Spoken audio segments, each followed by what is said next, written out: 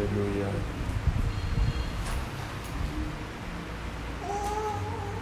Ok. Je crois que ce matin, on va juste revenir sur le message du dimanche dernier. Avant cela, je voudrais préciser un peu comme le juste Jean Pégy l'a dit dimanche dernier. Lorsque nous nous réunissons, nous parlons un langage spirituel. Et c'est vraiment important je pense, de le préciser à chaque fois. Peut-être ne pas le préciser fait que on peut tenir certains propos qui vont sembler choquants ou scandaleux pour certains. Donc il est très important de faire cette précision, à savoir que lorsque nous nous réunissons, le langage qu'on parle, c'est un langage spirituel. Dans la société humaine, on parle déjà suffisamment le langage humain, si on peut le dire ici. Tous les jours de la semaine, dans ton lieu de travail, à la maison, partout, le langage qui est employé, c'est un langage purement humain. Mais si nous nous réunissons maintenant entre juste pour échanger autour de la connaissance de notre Père, de notre Seigneur, qui est esprit, ne l'oublions pas, on ne peut pas encore continuer à parler le langage purement charnel ou humain ou selon l'intelligence humaine. Non. Mais nous devons de comprendre que le langage à parler, c'est le langage spirituel. Pour comprendre les choses spirituelles, on ne peut y parvenir qu'en parlant un langage spirituel. On ne peut pas comprendre les choses spirituelles en parlant ou en écoutant un langage humain ou naturel. Ce n'est pas possible. Donc, c'est important. Le dimanche dernier, j'avais eu à dire que nous n'avons pas de besoin. C'était ça. Qu'en réalité, nous n'avons pas de besoin. Et je reconnais que ça puisse choquer certaines personnes. Et je comprends. Quelqu'un pourrait même dire, le frère Giscard, il ne sait pas ce que je vis. Il ne sait pas que hier c'était le 5. Je n'ai pas encore soldé le loyer de ce mois. Et lui vient me dire que je n'ai pas de besoin. Alors que le propriétaire me menace. Quelqu'un peut dire, mais mon âge avance. Je n'ai pas d'enfant. Je ne suis pas marié. Je vis seul. Je ressens la solitude. J'ai un besoin. J'ai besoin d'un partenaire de vie. J'ai besoin de quelqu'un à mes côtés qui pourrait m'écouter quand je reviens du boulot, après une journée stressante au boulot et tout. Voilà. Quelqu'un pourrait dire, mon compte bancaire est vide actuellement. Donc j'ai un besoin. Ainsi de suite, ainsi de suite. Pour un autre, c'est que mon véhicule, bien ma moto est en panne. J'ai un besoin. Mais malgré tout cela, je persiste à dire que nous n'avons pas de besoin. Nous n'avons pas de besoin. Et ce matin, je souhaiterais vraiment aller en détail ou en profondeur dessus. Et on va échanger, chacun pourra se prononcer. Mais j'ai cette intime conviction que nous n'avons pas de besoin. Alors, avant d'aller dans le vif du sujet, je souhaiterais poser une question à laquelle je nous invite à répondre. Qui ici a eu besoin de demander au Seigneur avec insistance de lui donner l'oxygène pour respirer aujourd'hui?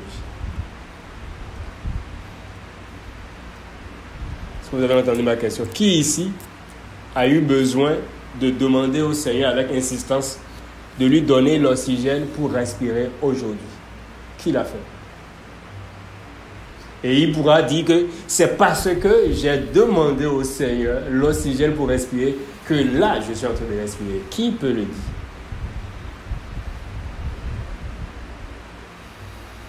Non, répondez-moi s'il vous plaît. C'est pas un monologue. La personne n'est pas là. La personne n'est pas là. Parce qu'en réalité, aucun de nous n'a eu besoin de le faire. D'accord? Et pourtant, la société humaine nous apprend, nous fait reconnaître que respirer est un besoin, n'est-ce pas? Ou bien, tout homme a besoin de respirer pour vivre. À l'école, même, on a appris ça. Et ce n'est pas juste un besoin, mais c'est un besoin vital. Parce que quand on parle de besoin, dans la classification des besoins, il y a plusieurs niveaux, en fait. Il y a des besoins qui sont vitaux, il y a d'autres qui ne sont pas vitaux. Il y a des besoins qui sont juste comme des besoins de confort. Mais il y en a où tu ne peux pas t'en passer. Quand on parle de besoin vital, c'est un besoin dont tu ne peux pas te passer. C'est un besoin sans lequel tu ne peux pas vivre. C'est-à-dire que même si toutes les autres choses que tu considérais comme des besoins n'étaient pas satisfaits, tout au moins ça là, il est indispensable que ce soit satisfait. C'est ça un besoin vital. Et donc, la société humaine s'accorde à considérer le fait de respirer comme un besoin vital. Mais si tel est le cas, pourquoi nous ne le demandons pas au Seigneur?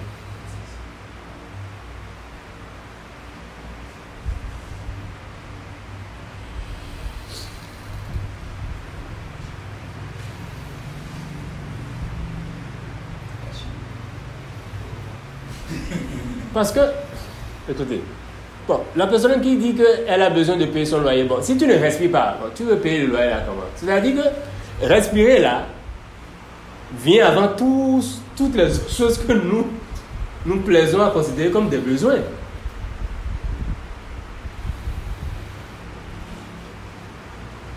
Ou bien, celui qui est décédé là, lui va payer encore le loyer. Est-ce qu'il va penser à changer sa moto ou sa voiture?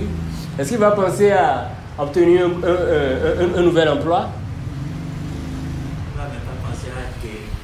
Merci. Est-ce qu'il va penser encore à être guéri d'une maladie? Est-ce que la guérison d'une maladie devient encore un besoin pour quelqu'un qui n'a pas la respiration? Je ne sais pas si vous voyez un peu.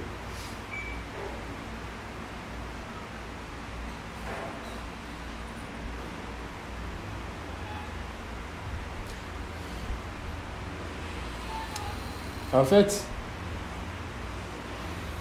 si pour respirer, qui, selon nous, selon l'intelligence humaine, devrait être au sommet du palier des besoins, nous ne le demandons même pas. Parce que nous lui faisons confiance. Ou bien, nous savons que... Enfin, bon, ok, bon, je vais pas aller... Bon, avant, je vais poser une question. Parce qu'il ne faut pas que je réponde à votre place. Je ne sais pas. Peut-être moi, mon avis n'est pas le même que le vôtre. Ce qui est légitime. Alors, qu'est-ce qui fait... Parce que tantôt, j'avais dit, demander, mais est-ce que quelqu'un ici a eu besoin de demander au Seigneur, avec insistance, l'oxygène pour respirer? Et on m'a dit, la personne n'est pas venue. Donc, en un mot, il n'y a personne. Maintenant, qu'est-ce qui a fait que vous n'aviez pas eu besoin de demander au Seigneur de vous donner l'oxygène pour respirer?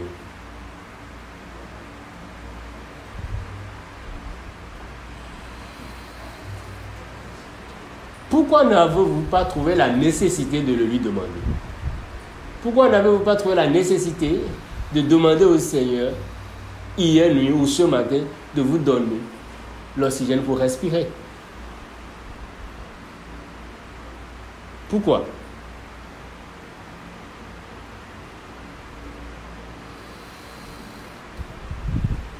Les bien-aimés qui sont connectés. Voilà, le juste Emmanuel dit, parce que la plupart du temps, on n'en est même pas conscient. Merci. Quelqu'un d'autre pour donner son avis? Forcément, chacun de nous a une raison. Parce que nous tous, on a le souffle de vie. Nous tous, nous respirons aujourd'hui, d'accord? Et nous n'avions pas eu à demander au Seigneur de nous donner l'oxygène pour respirer. Mais nous respirons. Donc, la question est de savoir, toi, qu'est-ce qui a fait que tu n'as pas jugé nécessaire de demander au Seigneur de te donner l'oxygène pour respirer aujourd'hui? On ne Donc, sent pas comme si c'est un besoin. on ne sent pas. On ne sent pas ça comme si on en a besoin en fait. C'est quelque chose. Ok, on ne sent pas que c'est un besoin. À moins que ça soit en panne, qu'on s'en rende compte que c'est un besoin. Ok. C'est-à-dire, c'est lorsque on est peut-être en détresse respiratoire ou on manque de... C'est à ce moment qu'on voit que c'est un besoin. Sinon, dans le fonctionnement quotidien, on ne considère même pas, on ne sent pas ça comme un besoin. C'est ça. On n'y pense même pas. Voilà, quelqu'un dit c'est le cadet de ses soucis, il n'y pense même pas. Ouais. Mais tu penses au loyer. D'accord?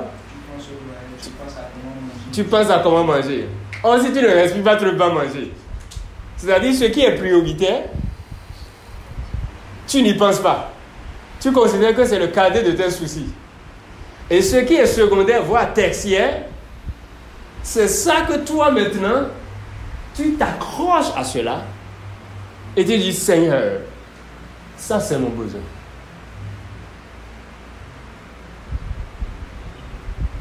Et donc je ne suis pas d'accord que le juge Giscard puisse dire que je n'ai pas de besoin, parce que ça c'est mon besoin.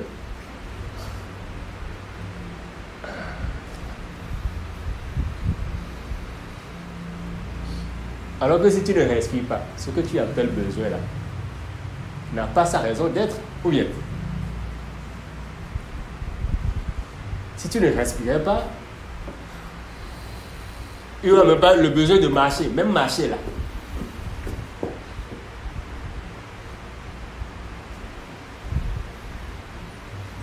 Même lire, même parler, entendre. Celui qui ne respire pas va entendre comment? Il va parler par où?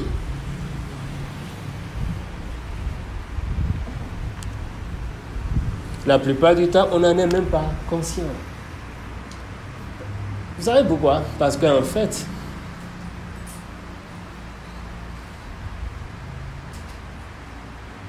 à l'intérieur de nous, on a cette assurance.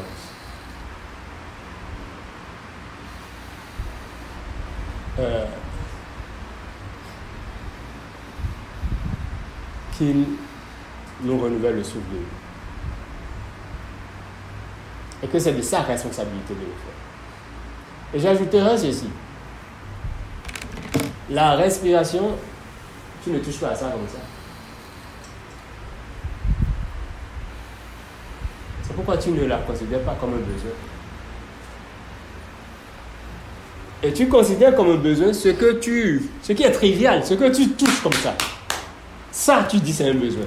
En fait, en fonctionnant ainsi, sans nous en rendre compte, nous sommes encore dans le charnel.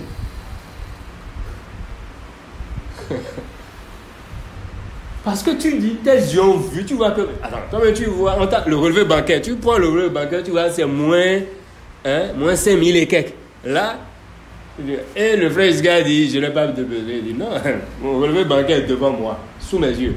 Moins 5000. J'ai de besoin. Ou bien,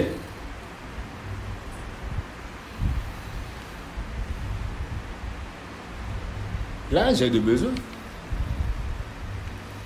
C'est ce que j'ai à me dire. Sans nous l'avouer, nous fonctionnons encore selon les sens naturels. C'est pourquoi je disais au début que quand on se réunit, c'est pour parler de langage spirituel. Et c'est là où le Seigneur nous veut. Pourquoi? Parce que nous sommes des esprits. C'est triste, je le dirais ainsi, c'est triste de constater que de plus en plus, nous perdons, je parle en général, nous perdons la conscience de notre véritable identité.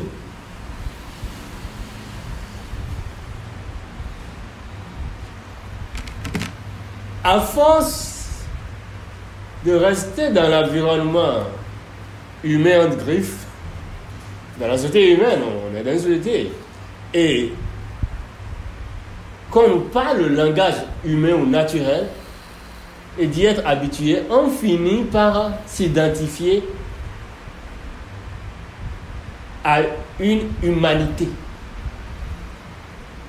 Alors que nous ne sommes pas des humains.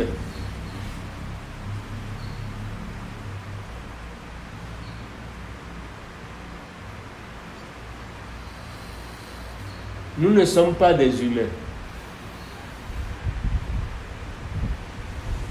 Nous sommes des esprits divins qui habitent dans des corps humains. Mais on ne peut pas nous définir par notre habitat. Malheureusement, nous-mêmes aujourd'hui, nous nous définissons par notre habitat. Nous nous confondons à notre habitat. Nous nous identifions à notre habitat.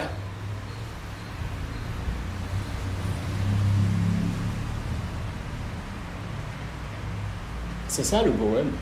S'il y avait un problème, c'est ça le véritable problème.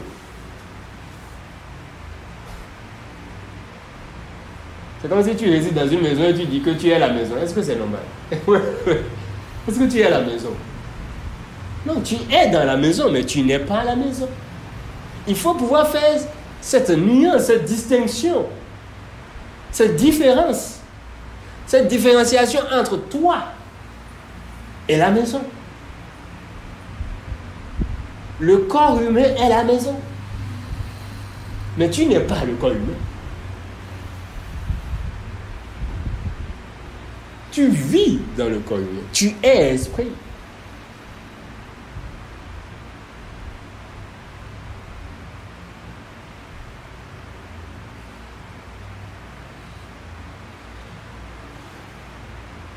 Je ne sais pas si c'est digeste.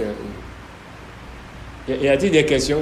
Je ne veux pas évoluer sans qu'on clarifie ça. Est-ce qu'il y a des questions, s'il vous plaît?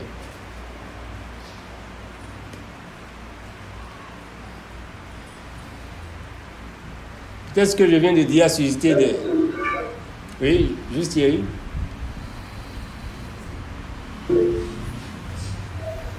Oui, shalom la famille. Il n'y a pas une question en tant que telle. Mais ce corps dont on parle, mais on l'amène partout. On ne peut pas s'en séparer à moins qu'on ne meure. Donc, ça va être difficile pour nous, vraiment, enfin, pour moi personnellement, de prendre la hauteur par rapport à ce corps, de pouvoir, c'est-à-dire, de pouvoir, on est tellement resté dans ce corps que chacun à son âge a passé ce temps-là dans ce corps. Donc ça va être difficile. À moins que ici, dans la suite, vous, par l'Esprit de Dieu, vous nous éclairez là-dessus. Sinon, personnellement, vraiment, moi, je ne vois pas comment on peut ne pas s'identifier à ce corps, vu le nombre d'années qu'on est resté dedans, à moins que ça soit la mort. Enfin, c'est mon point de vue. Vous êtes ici, vous mourrez, vous allez laisser votre corps.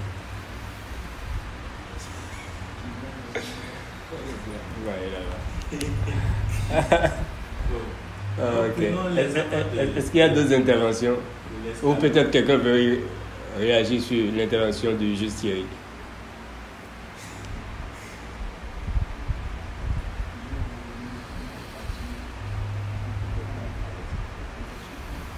S'il nous plaît, exprimons-nous, qu'on ne sorte pas de cette réunion avec des questionnements encore, en fait. Il faudrait qu'on puisse s'exprimer.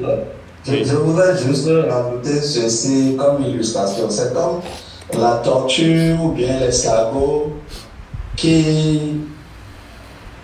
C'est vrai, la coquille n'est pas l'escargot, mais c'est l'ensemble qui fait l'escargot.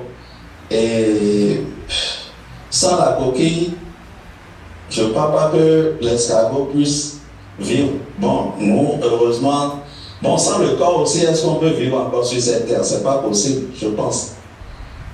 Donc, sur cette terre, on a vraiment besoin de ce corps. Et maintenant, comment faire en sorte que, bon, ce corps c'est pas qu'on va le négliger, mais faire en sorte que, bon, le corps est à part et nous on est dedans et le corps ne va pas influencer, ou bien les besoins du corps, on va se dissocier de ça. Il y a beaucoup d'interrogations par rapport à ça à mon niveau. Donc je ne vois vraiment pas comment. Voilà. D'accord. Avant qu'il n'y ait d'autres interventions sur cette dernière partie, je voudrais juste faire une petite précision pour dire que sans le corps, est-ce que vous pouvez vivre sur la terre? Vous pouvez vivre sur la terre sans le corps. Mais on peut ne pas vous voir sur la terre. D'accord? Parce que l'esprit... je ne sais pas s'il faut aller là. Je ne serai pas visible pour les... C'est ce que je dis. Oui, c'est ça. Je dis que vous ne serez peut-être pas visible, mais cela n'exclut pas que vous viviez. Parce que vous et moi ne savons, vous et moi ne savons pas tous ceux qui sont sur la terre aujourd'hui. Est-ce qu'on est d'accord? D'accord. Vous et moi ne savons pas tous ceux qui sont sur la terre aujourd'hui. Là où vous êtes là maintenant, vous ne savez pas tout ce qu'il y a là. Oui, tout à fait, tout à fait. Mais je ne serai pas visible. Donc voilà. Donc ne limitons pas la vie à une question de corps physique. La vie est bien plus que ça. On parle d'une vie spirituelle en fait. D'accord. Alors, donc ce que je disais, c'est, je ne vous dis pas d'ignorer votre corps physique, non. Mais je dis simplement d'être conscient que nous ne sommes pas le corps physique, nous sommes l'esprit. C'est ça en fait. Nous ne sommes pas le corps physique, mais nous sommes l'esprit qui habite dans ce corps-là. Il y a une vraie nuance à faire à ce niveau-là. C'est une question de conscience, tout simplement. Il y a une nuance à faire à ce niveau-là. Je suis à l'intérieur, vous êtes dans votre maison même. Est-ce que vous ne faites pas, peut-être vous êtes dans une maison depuis 20 ans, 30 ans ou 50 ans. Il n'y a pas des gens qui ont vécu dans la même maison pendant 50 ans? Est-ce pour autant parce qu'ils ont vécu dans la même maison pendant 50 ans qu'ils en arriveront à ne pas faire la part des choses entre eux et la maison? Non. Oui. La maison, c'est encore autre chose. Hein. La maison, la maison n'est pas. Tu peux voyager. Oui, mais. Est-ce qu'il faut qu'on aille là? Sortir de ce corps. Oui, vous pouvez sortir. Non, vous pouvez sortir de ce corps. Pardon, n'allons pas trop là-bas. Parce que, oui, vous pouvez sortir de ce corps. Il n'y a aucune différence entre la maison et le corps. C'est les âmes parfaits. Et même dans les Écritures, c'est les âmes qui ont été données. Ne savez-vous pas que votre corps est quoi? Le temple du Saint-Esprit. Et que le Saint-Esprit y habite. Donc, le corps est considéré comme quoi? L'habitat du Saint-Esprit, de l'Esprit. Voilà. Allez. Le juste Jean Pégier a levé la main.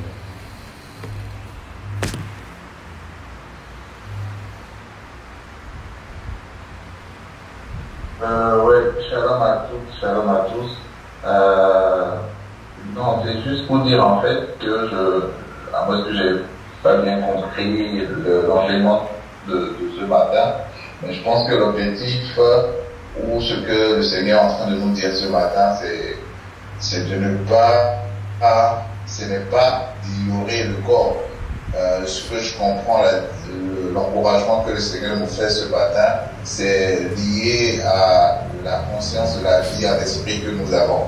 Et comme je le disais le dimanche passé, pour moi, ce que je comprends depuis dimanche passé, ce n'est pas un griffe que, comme jusqu'à la dit, nous utilisons un langage spirituel parce que nous sommes des esprits et nous parlons de spiritualité qui parle de Dieu. Dieu est esprit et qui parle de Dieu doit le parler de lui dans un langage spirituel. Paul le dit, nous utilisons un langage spirituel pour parler des choses spirituelles. Donc là, nous sommes réunis parlant d'esprit, donc nous parlons de choses spirituelles.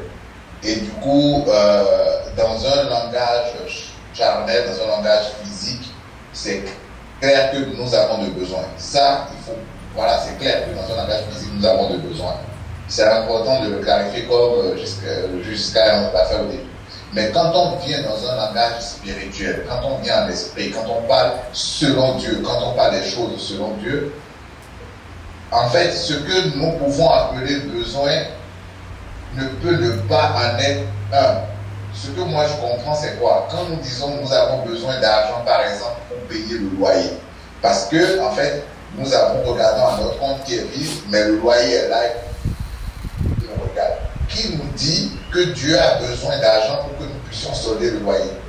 L'argent, c'est un moyen physique que l'homme a mis en place pour pouvoir assurer les transactions. Mais dans le règne de l'esprit, Dieu peut nous permettre d'assurer notre loyer sans argent, c'est-à-dire quelqu'un peut venir payer. En fait, il y a plusieurs possibilités qui ne sont pas forcément liées au fait que nous avons besoin de disposer de ressources physiques là. C'est un peu comme le travail. J'ai pas de travail, j'ai pas, c'est pas que dans le langage physique, le travail n'est pas bon en soi, au contraire, c'est important en soi dans le règne physique. Et nous encourageons à travailler dans le règne physique. Mais quand on regarde dans le règne de l'esprit, Dieu est plus grand que le travail. Notre Dieu, l'esprit qui habite en nous, est supérieur au travail pour assouvir à ce que nous pouvons appeler besoin dans le règne physique. Donc je pense que pour moi, c'est la compréhension que nous devons avoir, c'est-à-dire le règne de l'esprit est supérieur au règne physique. Et le Seigneur nous dit de regarder les oiseaux qui ne travaillent pas, ils ne moissonnent pas, mais ils sont nourris. Si eux, ils ne travaillent pas, ils sont nourris, qu'en est-il de nous qui avons été envoyés dans un corps physique? Il est conscient que nous avons besoin de nourriture pour ce corps physique. Il est conscient que nous avons besoin d'un toit pour ce corps physique. Donc, quand on rentre dans le règne de l'esprit, les besoins qui sont évidents pour nous dans le corps physique, ces besoins-là disparaissent devant la grandeur de notre Dieu, devant la grandeur de celui qu'on adore. En fait, ces besoins disparaissent parce que dans le règne physique, il peut y avoir une ou deux possibilités. Moi, je le vois qu'un compte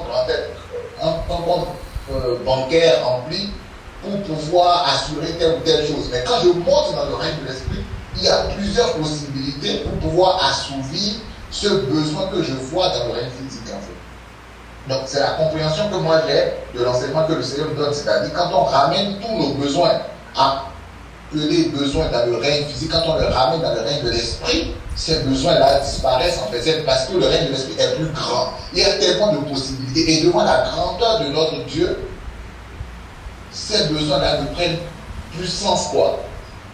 On n'a pas besoin, j'ai besoin d'un mari, j'ai besoin d'une femme. Oui, ça c'est dans le règne physique, c'est vrai. Mais quand tu montes dans l'esprit, tu te rends compte que c'est le Seigneur. Avec le Seigneur est ta joie, le Seigneur est ta paix, le Seigneur est ton assurance. Parce que ce que tu définis comme besoin dans le règne physique, là, comme mari, c'est le même mari là que tu vas prier après pour dire Seigneur, vraiment, à commencer par le voir les pasteurs pour dire que mon mari me dérange, mon mari me frappe, mon mari me bat. Mais quand tu regardes dans le Seigneur, c'est autre chose. Donc, franchement, moi, c'est la compréhension que j'ai de l'enseignement que le Seigneur nous donne depuis, en tout cas, dimanche passé, et reprend encore ce matin. C'est de monter dans le règne de l'esprit, c'est de prendre les choses dans le règne de l'esprit parce que nous sommes l'esprit. De ne pas traîner les yeux par terre, les yeux au sol. Et de garder les yeux haut étant esprit, sachant que nous avons. Et pour finir, moi je me dis c'est vrai. Devant ces besoins-là, on arrive à aborder parfois, et je ne pense pas que notre Père soit dérangé par ça. Mais sachant juste que celui qui est en mission a tout ce qu'il faut décider par son organisation, en fait, pour la mission. Je vous donne un exemple. Quand tu travailles pour l'organisation t'envoie en mission, l'organisation a déjà préparé tout ce qu'il te faut pour la mission. Ton ordre de mission, tes perdièmes, tout ce qu'il faut pour la mission, le chauffeur, le véhicule, tout ce dont tu auras besoin pour accomplir la mission, l'organisation te le met déjà à disposition. C'est pas toi qui définis. En fait, l'organisation déjà définie te met à disposition et tu vas. Si arrivé là-bas, tu juges des besoins supplémentaires, ça c'est autre chose. Mais ce qui est besoin nécessaire dont tu auras besoin, c'est mis à ta disposition par l'organisation. Donc, nous sommes en mission. Celui qui nous a envoyé, il sait. Est-ce qu'on est venu par nous-mêmes? Comme je dis, personne n'a envoyé une lettre de motivation au Seigneur pour dire je veux venir sur la terre. Moi, je me suis retrouvé sur la terre. Non, j'ai l'honneur. Non, PJ. PJ m'a envoyé. PJ. Oui. Et non, Oui. non. Moi, Oui. il y a la lettre de motivation. J'ai l'honneur de venir très expressivement solliciter auprès de votre bienveillant Seigneur la faveur de m'accorder La faveur de m'envoyer sur la terre. sur la terre. Donc, personne, on n'a aucune lettre de motivation pour venir sur la terre. On est venu sur la terre. Celui qui nous a envoyé, c'est ce pourquoi il nous a envoyé. Et on le dit chaque fois, il n'est pas inconscient. Si dans nos organisations faites d'hommes, organisées à la manière d'hommes, on prévoit ces choses-là, ce n'est pas lui qui sera à l'insu de tous les besoins dont nous aurons besoin. Encore que c'est lui de tous les besoins qu'on aura, encore que c'est lui qui nous envoie et il nous envoie pour son bien à lui. C'est pour nous sommes là pour lui, pas pour nous-mêmes. Donc, ce que nous faisons, en réalité, c'est pour sa gloire. C'est pour que lui dise sa gloire. Donc, je pense que tout ce que nous pouvons vivre sur cette terre, tout ce dont nous avons besoin pour que cette mission s'accomplisse pour sa gloire, il va nous mettre à disposition. Et c'est ça que nous avons défini comme besoin ou pas, ou comme des besoins superflus. Bon, il y a des besoins qu'on peut définir autre chose. Donc, je m'en arrête là, c'est la compréhension que moi j'ai du message que le Seigneur nous donne. Merci beaucoup. C'est une très bonne compréhension, c'est exactement l'idée de ce message en fait. Emmanuel a levé encore la main, oui. Ok, merci beaucoup, Justin, merci BJ, merci tout le monde. Je voulais attirer notre attention sur quelque chose et vous poser la question, je sais que tout le monde a la réponse. Dites-moi, bien-aimé, comment sommes-nous devenus, quelle partie de nous est la justice de Dieu en Christ que nous avons fièrement dit tout le temps? Je suis la justice de Dieu en Christ. C'est notre corps ou bien nous-mêmes l'esprit? C'est une question. Bon, bien sûr, tout le monde a la réponse. Du coup, nous disons fièrement, je suis la justice de Dieu en Christ, je suis saint, irrépréhensible, sans défaut, sans tâche. Il n'y a plus de condamnation pour ceux qui sont en Christ Jésus, nous le disons très bien tout le temps. Mais vous conviendrez tous avec moi que sur la terre, tous ceux qui disent ça, et beaucoup qui sont la justice de Dieu en Christ, il arrive qu'ils commettent des bêtises, ils se retrouvent devant la criette et on les envoie en prison. Là, on peut déclarer de condamnation pour lui. Je comprends parfaitement les préoccupations de chacun de nous, mais en réalité, c'est le même message que nous écoutions depuis toujours par rapport à qui nous sommes, à ce que le Seigneur fait de nous, qui est notre Père. Et c'est juste que, vous connaissez Papa, il a juste poussé un peu plus le curseur, un peu plus loin. Et ça suscite des interrogations. Sinon, rien n'a changé. C'est toujours ce même langage spirituel qui nous a permis de réaliser et d'être conscients aujourd'hui que nous sommes la justice de Dieu en Christ. Il n'y a plus aucune condamnation à ceux qui sont en Christ Jésus. C'est le même message. Et c'est pour cela que c'est avec un langage d'enfant, de simple péché, a permis que tout le monde puisse comprendre de quoi il est question. C'est juste attirer notre attention sur ça. Salut la famille.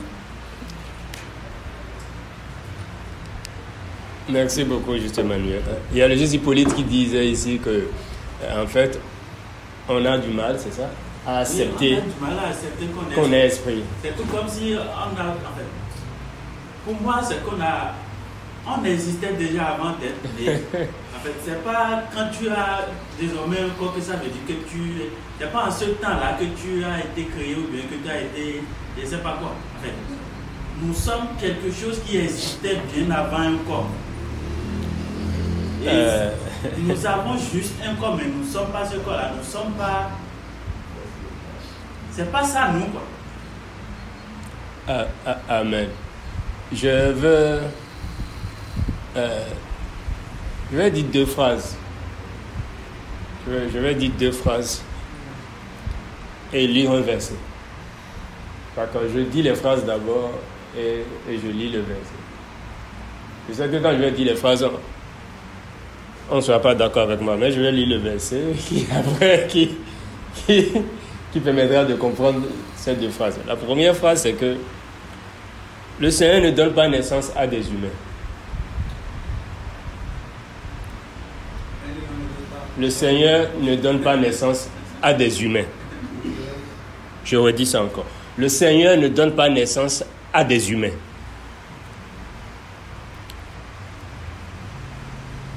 La deuxième phrase.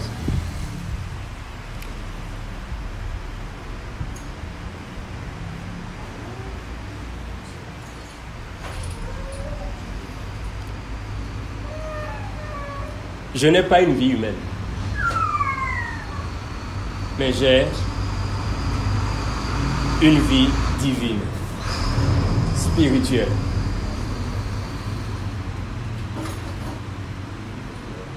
Je n'ai pas une vie humaine, mais j'ai une vie divine, spirituelle.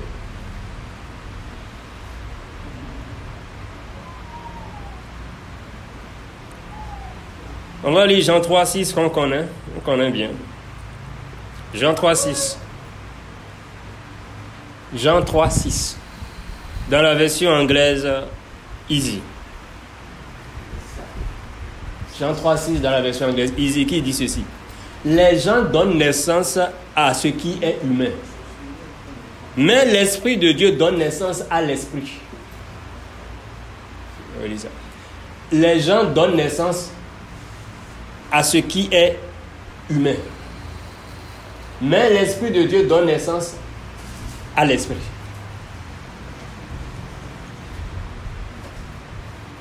Question.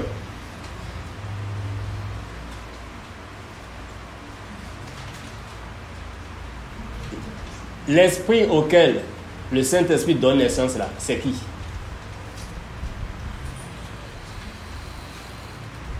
Non, répondez-moi.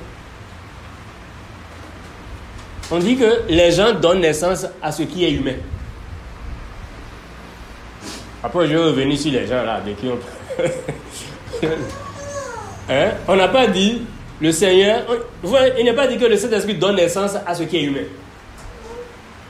Vous comprenez pourquoi au départ j'ai dit, dans la première phrase, c'est le Seigneur ne donne pas naissance à ce qui est humain. Les gens donnent naissance à ce qui est humain. Mais, donc, à la différence de ces gens-là, de ce qu'on appelle les gens, le Saint-Esprit, lui, par contre, ça veut dire que c'est opposé. C'est pas la même chose. Ça veut dire que lui, il ne donne pas naissance à ce qui est humain. Mais à qui donne-t-il naissance? On dit, mais le Saint-Esprit donne naissance à l'Esprit. Et je demande, c'est qui l'Esprit auquel le Saint-Esprit donne naissance? Aidez-moi à trouver réponse à cette question, s'il vous plaît. En présentiel ou en ligne. C'est qui l'Esprit auquel le Saint-Esprit donne naissance? Puis Jérémie m'a dit moi, voilà, à elle, d'accord. Donc, à vous. Donc, c'est vous l'Esprit. C'est vous l'Esprit auquel le Saint-Esprit donne naissance. D'accord. Le Saint-Esprit ne donne pas naissance. Vous êtes l'Esprit. Vous n'êtes pas le corps. Vous n'êtes pas le corps que je vois là. Donc, qui a donné naissance au corps là?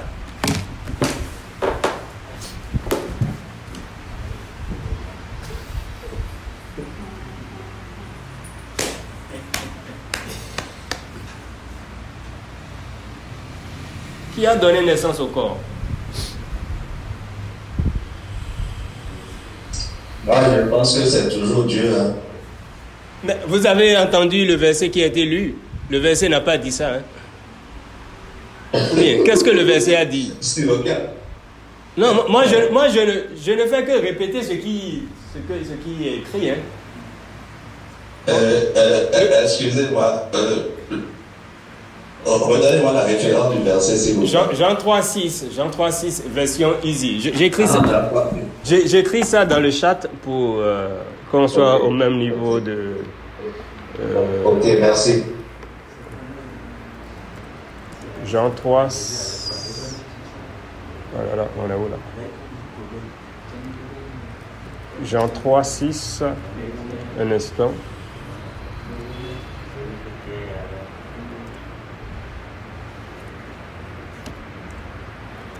Jean 3,6 dans la version anglaise Easy. Pour ceux qui ont l'application. C'est quelle application bien? Comment on appelle ça? YouVersion, ils peuvent retrouver ça facilement.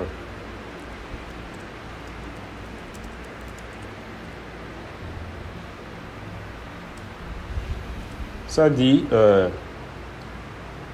les gens donnent naissance à ce qui est humain.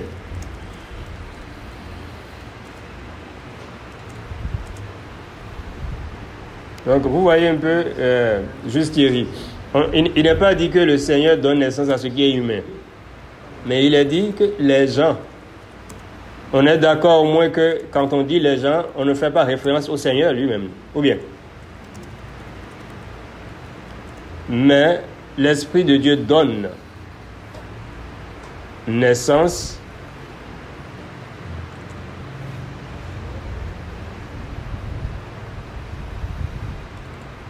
mais l'Esprit de Dieu, lui, donne naissance à l'Esprit.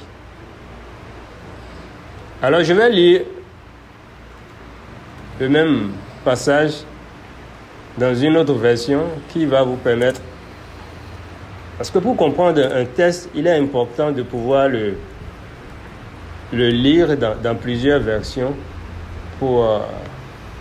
parce que une version va te donner maintenant le sens ou d'un mot qui a été employé dans une autre version, ainsi de suite. Et quand on fait maintenant, on met tout ensemble, le puzzle se constitue et on a une meilleure compréhension. Donc, un instant, je relis ça dans la version... Je vais lire ça dans deux versions. D'abord, dans la version Free Bible Version, traduction anglaise. Ce qui est né du corps est corps. Et ce qui est né de l'esprit est esprit. Ce qui est né du corps est corps. Amen. Donc là, ça nous permet de savoir maintenant comment le corps naît, ou bien. Donc le corps physique là naît comment? Du corps. Donc, d'une relation, d'un rapport entre deux corps opposés, on est d'accord? C'est là qu'un corps naît. Mais la naissance d'un corps ne veut pas forcément dire la présence de l'esprit.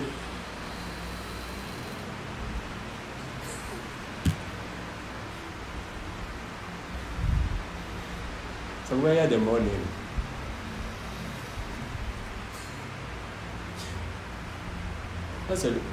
C'est deux corps qui donnent naissance à un corps. Mais c'est le Seigneur qui donne naissance à l'esprit qui habite dans ce corps auquel deux corps ont donné naissance.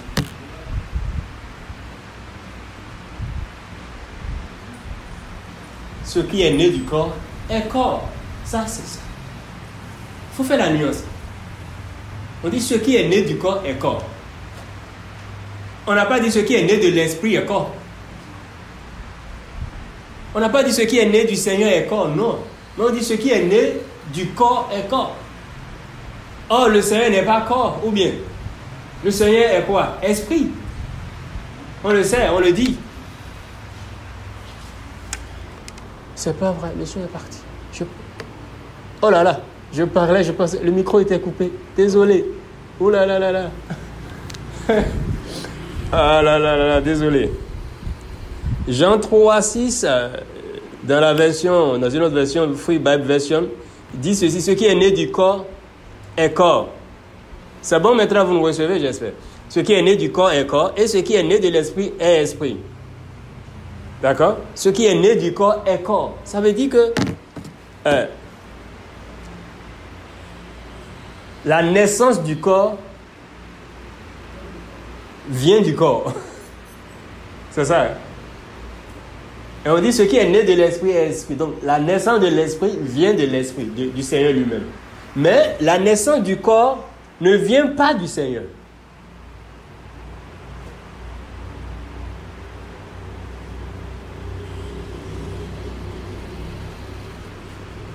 On le dit comme ça, ça peut être interprété à tort.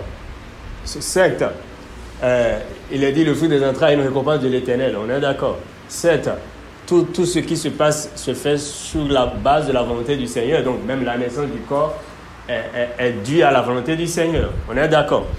Ce n'est pas seulement parce que deux êtres de sexe opposé se sont accouplés que forcément il y aura naissance de corps. Non. Donc dans tous les cas, rien ne se passe en dehors de la volonté du Seigneur, en dehors de ce que le Seigneur a prévu. On est unanime dessus. Mais, de manière pratique,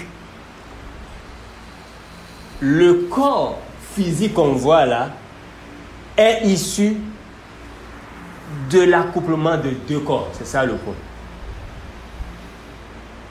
Mais l'esprit n'est pas issu de l'accouplement de deux corps. Ce que je dis, ce message va être rendu disponible et je nous encourage à pouvoir le réécouter, le réécouter. Et si possible, à prendre note. Et s'il y a des questionnements, à les noter et à pouvoir les poser après. Je sais que ce que je suis en train de dire est assez complexe, mais simple aussi. C'est complexe quand on le voit du point de vue naturel ou humain.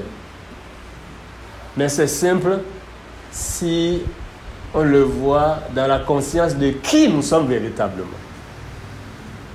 Et ça nous aiderait à bien d'égards. Parce que ça permettrait de régler beaucoup de choses en fait. Notamment pour les bien-aimés qui des fois se disent mais je subis telle chose, dans ma famille il y a telle chose. Non, si tu réalises cette nuance entre le corps, l'esprit, et que toi tu es l'esprit né du Seigneur, et que le corps physique là ne vient que de l'accouplement de deux corps, et qu'en réalité c'est l'esprit qui prévaut, qui domine sur le corps, en fait, de telles pensées ne peuvent même plus te traverser l'esprit. Ah, comment? Ça règle beaucoup de choses. Ça règle beaucoup de choses.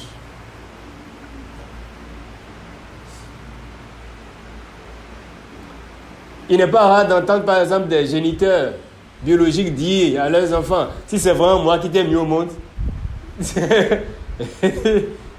et on dit que le parent maudit son enfant, ça n'a pas de sens. Tu ne m'as pas mis au monde, je suis l'esprit.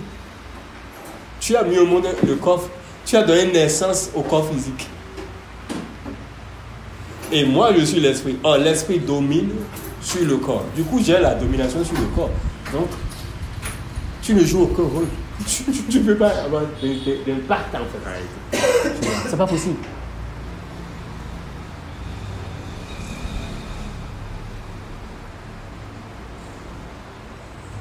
Parce que les gens ne font pas la différence entre le corps et l'esprit.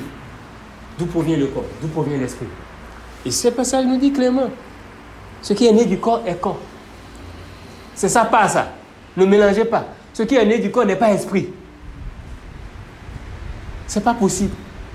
Et ce qui est né de l'esprit est esprit. Et la version Bible amplifiée le dit en ces termes, ce qui est né de la chair est chair. Et précise, le physique est simplement physique. J'aime cette précision. Le physique est simplement physique. Ça s'arrête là.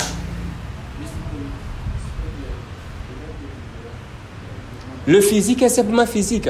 Et ce qui est né de l'esprit est esprit. Ce qui est né de l'esprit est esprit. Mais ce qui est né de la chair est chair. Le physique est simplement physique. Ça s'arrête là. Parce que le Seigneur a voulu que l'esprit soit dans un corps. Mais moi, je suis dérangé par le fait qu'on veuille limiter le Seigneur. C'est lui-même qui a voulu ça. Mais pourquoi? Parce qu'il a voulu ça, maintenant vous tirez de conclusions pour dire donc, obligatoirement c'est comme ça. Non. C'est une manière de le mettre dans une boîte en fait. Il peut s'en passer. Ou bien, il peut utiliser d'autres moyens. S'il veut que tu opères sur la terre, il peut utiliser d'autres moyens. Ce n'est pas impérativement le corps physique là. Mais il a juste voulu ça. Alors, il n'est pas approprié que nous puissions nous définir par cette enveloppe à l'intérieur de laquelle nous sommes. Nous ne sommes pas cette enveloppe-là. Mais nous sommes l'esprit qui habite dans cette enveloppe physique. Et donc, parlant de besoins, revenant pour ne pas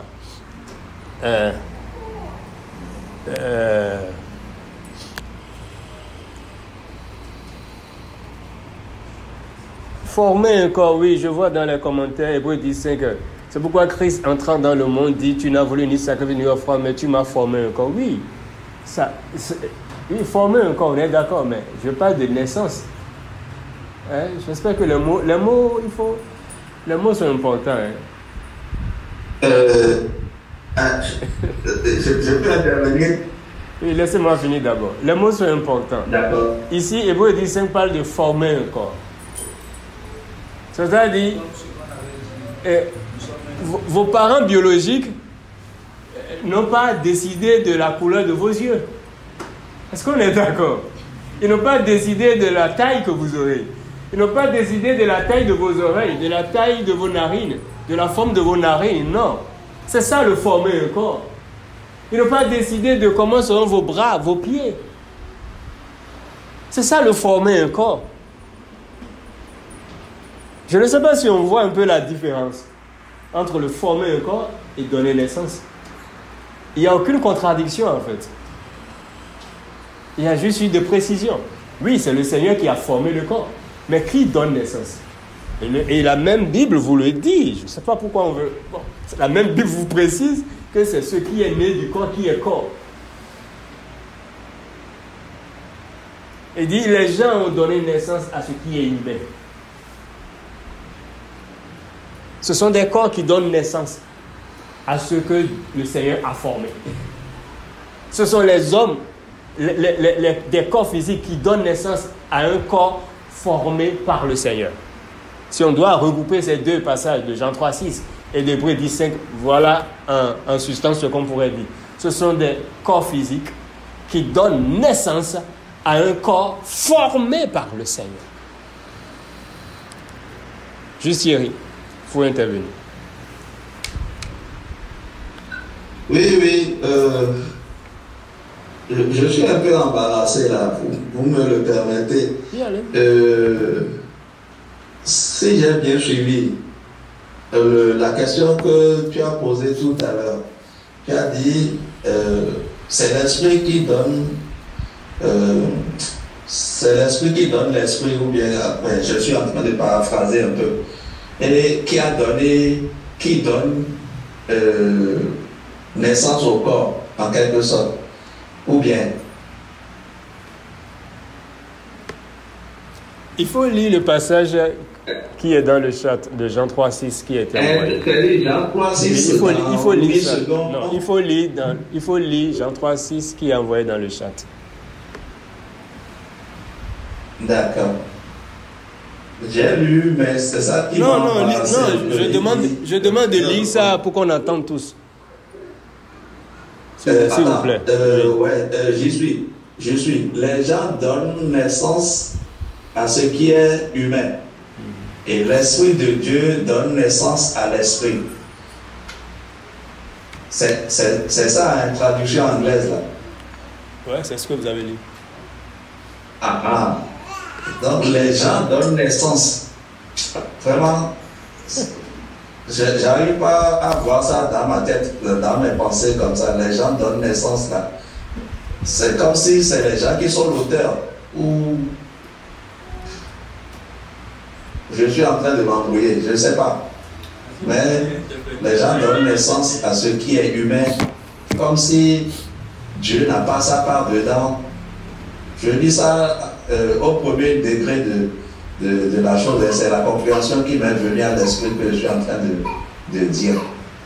Moi, personnellement, ça m'embrouille un peu sur le passage. Les gens donnent naissance à ce qui est humain, et l'Esprit de Dieu donne naissance. Ça vous embrouille, d'accord, ça se comprend. Alors, lisez ça dans Louis II, comme vous parlez de Louis II. Lisez ça dans Louis II, parce que c'est la même chose qui est dite. Hein. Des mots différents, mais c'est la même chose en réalité. Lisez ça dans Louis II, parce que si vous lisez dans Louis II, et que ça ne vous embrouille pas aussi, là, C'est la même chose. Et avant que PJ n'intervienne, lisez ça dans 8 secondes. S'il vous plaît. Oui, Jean 3. Ah, attendez, excusez-moi. Oh là là, je ne suis pas encore Jean 3.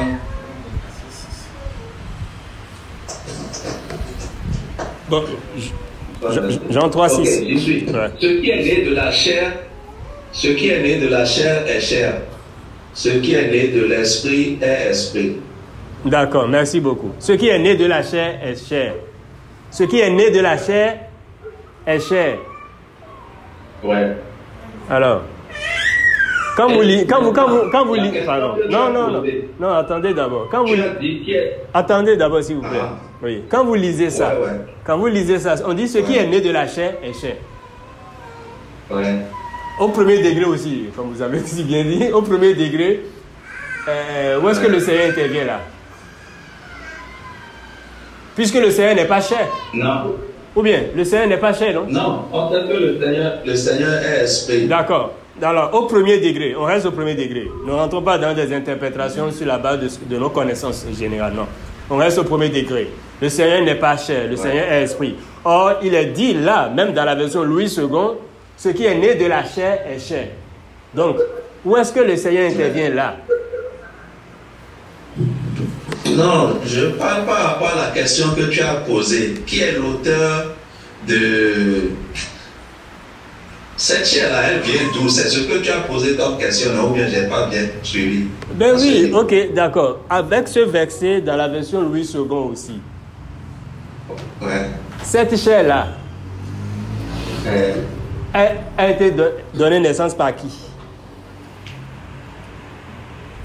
Pour moi, c'est Dieu. Non. On s'en tient au verset que vous avez lu de Jean 3,6 dans la version Louis II. Ce qui est né de la chair est chair. Sur cette base-là, simplement, la chair à laquelle on a donné naissance, qui a donné naissance à cette chair-là? Simplement en vous référant à Jean 3,6 dans la version Louis II que vous venez de lire.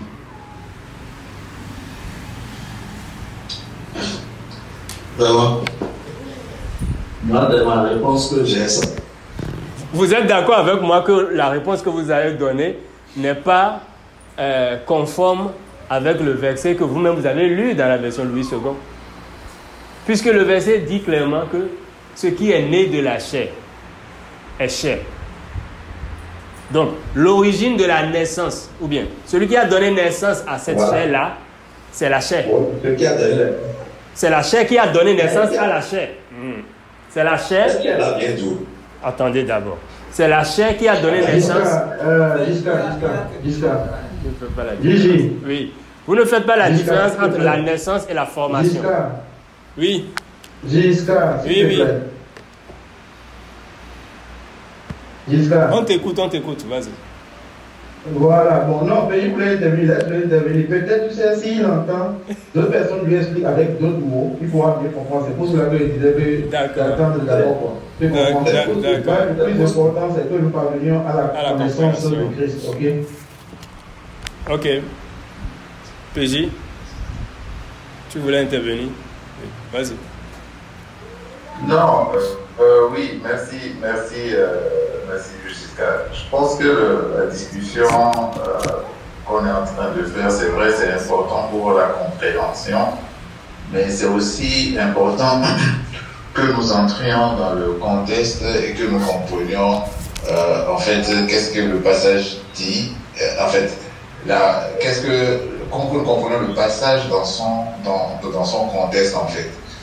Et quel est le message qu'on veut véhiculer? Vous savez, tout message est imparfait ou incomplet. Ça dépend de l'information qu'on veut envoyer. Donc, il n'y a aucun message qui soit complet en lui-même. Tout message est incomplet. Quand tu le prends, il est forcément incomplet. Et c'est comme ça, c'est ça la souveraineté de Dieu. Et c'est ça qui nous permet d'être toujours humbles et de comprendre que nous avons toujours à connaître le Seigneur. Tout message est incomplet en lui-même. Mais ce matin, qu'est-ce que le Seigneur est en train de vouloir nous enseigner? On peut passer 72 heures, toute une semaine, on ne finira jamais de cerner concrètement chair, esprit, chair, esprit, chair, esprit. Mais ce matin, au travers de ce passage, qu'est-ce que le Seigneur est en train de vouloir nous passer comme message? Je pense que déjà c'est à cela qu'il faut s'en tenir. Parce qu'on ne peut jamais finir de comprendre ce que, de cerner tout ce qui est ce mystère de la nouvelle naissance. On ne peut jamais finir de cerner ça. Et donc, je voudrais que nous puissions rester dans le cadre de ce message, le message que le Seigneur est en train de nous donner, pour comprendre qu'est-ce que le Seigneur est en train de nous dire, qu'est-ce que nous devons comprendre. Pour ma part, ce que je comprends du message que le Seigneur est en train de nous donner et qui fait allusion au passage de Jean, c'est une manière de nous dire la filiation que nous avons de lui. Nous sommes esprits et en tant qu'esprit, nous venons de lui, nous sommes issus de lui. Et que la filiation biologique, qui est la filiation qu'on appelle la filiation charnelle, cette filiation, c'est pas qu'elle ne vient pas de lui, mais de sa nature d'esprit, notre filiation en tant qu'esprit vient de lui. C'est-à-dire, en tant qu'homme, c'est Dieu qui nous a créés, ça c'est clair. C'est Dieu qui a créé cette enveloppe, ça c'est clair. C'est lui qui a créé toutes choses. Une compréhension ne viendra pas remettre en cause la souveraineté de Dieu et la sous-suprématie de Dieu à avoir créé toutes choses. Mais la filiation, le fait d'être né de lui, le fait d'être engendré de lui, vient de la nature de notre esprit. C'est ça la parole nous dit en disant ce qui est né de l'esprit est esprit. Donc le Seigneur est en train de nous montrer son cœur de père par ce passage-là. Et c'est ce que je comprends. C'est-à-dire, le Seigneur nous rappelle que notre dimension d'esprit, pour le connaître comme père, il faut que nous entrions dans notre dimension d'esprit. En tant qu'homme, c'est difficile de le voir comme père. En tant dans une nature physique humaine, c'est difficile de le voir comme père. C'est plus simple de le voir comme créateur. Quand nous sommes dans une nature physique, c'est plus facile pour nous de comprendre que Dieu nous a créés. Quand nous entrons dans une dimension physique, il a créé toutes choses, il a créé l'homme. Mais quand nous regardons la filiation, être né d'eux, c'est-à-dire avoir sorti de son sein, il faut que nous entrions en esprit. C'est la même chose, c'est-à-dire en nous considérant comme des esprits, nous sommes nés de lui, nous sommes lui. Esprit. Avoir créé un téléphone, le propriétaire de iPhone ne va pas considérer iPhone comme son fils. Il a créé iPhone, il est le propriétaire de iPhone, mais iPhone n'est pas son fils. Samsung, celui qui est Samsung, qui a créé les télé Samsung, c'est sa création, c'est sa propriété. Il les a créés, mais ce n'est pas sorti de lui. Donc quand on regarde dans le sens de la création, Dieu est le boss, il est l'éternel, il est l'architecte, il est le créateur. Mais dans la dimension père, filiation, c'est la dimension esprit, c'est la dimension spirituelle. Ça nous ramène à nous voir comme des esprits nés de lui.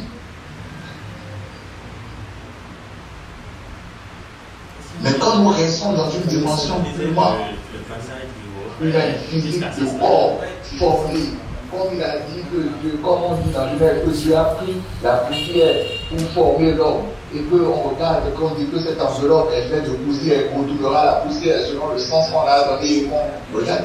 C'est une formation, c'est une création, je ne vais pas essayer à dire, c'est Dieu qui a créé. Mais quand on regarde la côté filiation, il est né de moi, chair de moi, c'est-à-dire il est comme moi, il est né de moi, c'est la dimension esprit. Et ça, c'est ce que le Seigneur est en train de nous dire ce matin, c'est-à-dire nous devons prendre notre conscience, si nous voulons voir le Dieu comme Père, c'est dans la dimension esprit que nous avons une meilleure compréhension de ce que Dieu est notre Père. Parce que tel qu'il est, tel nous sommes. C'est dans la dimension esprit que nous pouvons le voir comme Père, puisqu'il est esprit. C'est la dimension esprit, c'est dans la dimension esprit que nous pouvons comprendre ses œuvres. Nous pouvons comprendre son langage spirituel en restant esprit. Mais en restant charnel, en restant physique, nous aurons du mal à comprendre comment Dieu peut. Et c'est pour ça qu'il y a toute une discussion aussi dans le monde. Comment Dieu peut créer, engendrer les hommes, on n'arrive pas à comprendre. Donc ça dépend en fait, de la position dans laquelle nous sommes pour lire les choses, pour entendre les choses. Donc, ce passage, pour moi, en lien avec ce que le Seigneur nous enseigne, c'est que nous sommes esprits et nous sommes nés de lui, engendrés de lui, tel qu'il est, tel nous sommes. De la même nature, esprit que lui. Maintenant, quand nous prenons une dimension physique, nous sommes de lui aussi, mais nous sommes de lui en tant que sa création, c'est-à-dire cette enveloppe, c'est lui qui l'a formée, c'est lui qui sommes formés par lui. Voilà. On peut évoluer. Est-ce qu'il est père de tous, puisque tous les humains sont esprits? Oui, ça, ce problème, la parole le dit dans Galates. La parole dit dans Galates que Dieu est le père dans toutes les familles de cette terre. Non, Galates est clair sur ça. Nous, on n'a aucun problème à dire que Dieu n'est pas le père des chrétiens. Hein?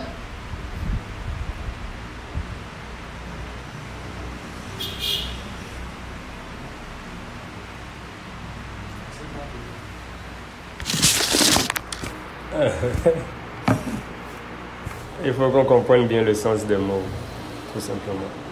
Déjà, le mot père, c'est la source, en fait, l'origine. Nous sommes des esprits et notre seul père, véritablement, c'est Dieu, l'Esprit éternel, incréé, qui a créé toutes choses. C'est ce qu'il faut comprendre et retenir. Et nous ne sommes pas le corps physique, je le redis encore, nous ne sommes pas le corps physique. Nous sommes des esprits. Et l'esprit, c'est l'esprit qui est né du Seigneur. Ce n'est pas le corps. Le corps est né de relations de deux corps physiques. Mais le corps est créé par le Seigneur. Le corps est formé par le Seigneur. Il y a une différence entre créer, former et naître. Hébreux 10:5 précise, c'est le Seigneur qui a formé le corps. Jean 3:6 précise que ce sont deux corps physiques, ce sont les corps physiques qui donnent naissance à un corps. Ça, c'est la naissance. C'est pourquoi quand un enfant naît, on dit qu'il est né de telle famille, il est né de tel père, de telle mère. Qui est né? C'est le corps. Ce n'est pas l'esprit qui est né. Ou bien, des humains ne peuvent pas donner naissance à des esprits. C'est aussi simple que ça. Des humains ne peuvent pas donner naissance à des esprits. Et quand on parle d'humain, quelle est la partie qui est humaine? C'est le corps physique. Et nous ne sommes pas le corps physique, nous sommes des esprits. Vous voyez, il dit que c'est le Saint-Esprit qui donne naissance à l'esprit. Au véritable, nous, c'est ce que nous sommes des esprits. Et il y a une version qui dit que c'est l'esprit qui déplace, c'est l'invisible, l'esprit qui déplace le physique. Ça veut dire donc qu'il y a une ascendance, une domination sur le physique. Et c'est ce qui permet que nous ayons cette ascendance sur le corps physique à l'intérieur duquel nous habitons. Donc il est important simplement de comprendre cela, faire cette nuance-là et garder à l'esprit que nous sommes des esprits nés du Seigneur, tout simplement. Et ceci étant, avec cette conscience, ça nous permet alors de pouvoir voir les choses dans une perspective beaucoup plus spirituelle que dans une perspective physique ou naturelle. Voilà. Ce qui fait en sorte que, même en termes de besoins, on le verra autrement. On réalisera alors qu'en fait, je n'ai pas de besoin. Pourquoi? Parce que, comment on appelle le Seigneur? On dit qu'il est El Shaddai, ou bien? El Shaddai veut dire quoi?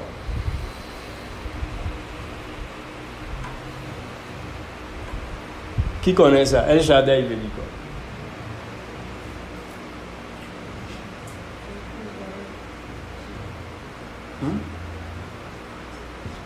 On dit qu'il est El Shaddai. Personne ne connaît, mais on chante ça, non? Vous chantez ça? Ouais. El Shaddai, c'est pas une question piège, non? On répond. Il n'y a pas de question piège. El Shaddai veut dire quoi? Non. Ne me dites pas que personne ne connaît. Il n'y a pas de mauvaise réponse aussi, donc vous pouvez donner la réponse.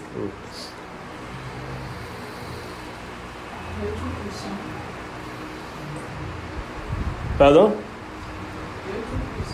Dieu Tout-Puissant. D'accord. C'est ça. Ok.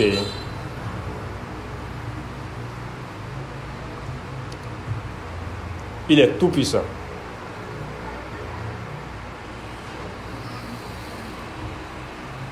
Quelqu'un d'autre? Ah, ok. Dieu Tout-Puissant, oui.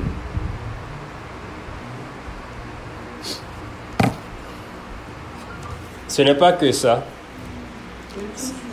Merci. Tout suffisant. C'est ce que je recherchais. Ça aussi dit tout suffisant. Ça veut dire, il est suffisant pour tout. Il est suffisant en tout. Alors, ma question à nous. Et c'est là où je voulais en venir, et après, on a été un peu trop loin dans l'explication sur l'esprit et la différence. Alors, ça devait être quelque chose de basique pour nous, normalement. Si donc on est d'accord que nous sommes nés de lui, d'accord? Puisque nous sommes esprit, et nous sommes nés de lui, tout ce qui est né de l'esprit est esprit. Il est notre Père. Et nous sommes d'accord qu'il habite dans le corps humain, là, à l'intérieur duquel nous aussi nous habitons. Donc, en fait, le Seigneur et nous sommes deux esprits qui ont fusionné en un et qui habitent à l'intérieur du même corps physique.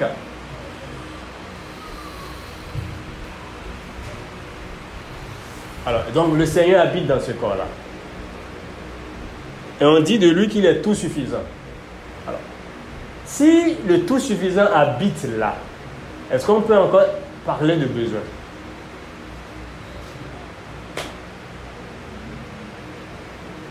Parce que en français, quand on parle de suffisance, ça veut dire que le besoin est déjà satisfait. Si je ne me trompe. Bien. Vous pouvez me rappeler à l'autre si j'ai mal compris le sens des mots. Mais à ma connaissance, quand on parle de suffisance, ça veut dire que le besoin est déjà satisfait. Le besoin est comblé. Il n'y a plus de besoin. Parce que s'il y a de besoin, on ne peut plus parler de... Le besoin exprime un manque. Ou bien une insuffisance. Mais ici, on dit que le Seigneur est tout suffisant. Et le Seigneur tout suffisant habite dans nos corps. Le Seigneur tout suffisant a fusionné avec nous l'esprit et habite dans nos corps.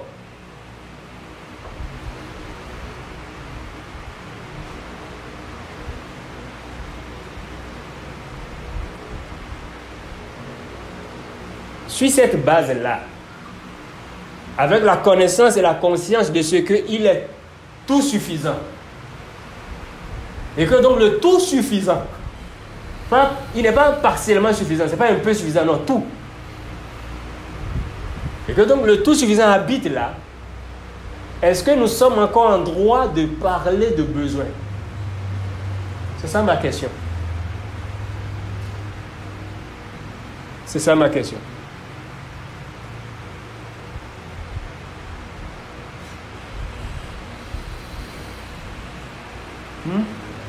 Silence. Silence Platon.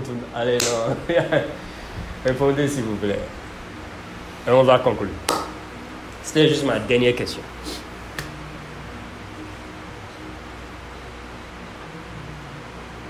Je me base simplement sur ce qui est. Sur ce qui est écrit. On dit qu'il est tout suffisant. On dit qu'il est, j'entends Jéhovah dire le pouvoir, celui qui le pourvoyeur. Donc il est le pourvoyeur et il est tout suffisant. Et le pourvoyeur, le tout suffisant, habite dans les corps là. Parce que quelqu'un peut dire, et j'ai eu entendu, on le dit que même, non, mais dans le corps physique, on a des besoins. Ou bien, chose que, d'accord, pas de souci. Non, oui, c'est vrai, il y a l'esprit, on est l'esprit, mais on est dans le corps et il y a des besoins.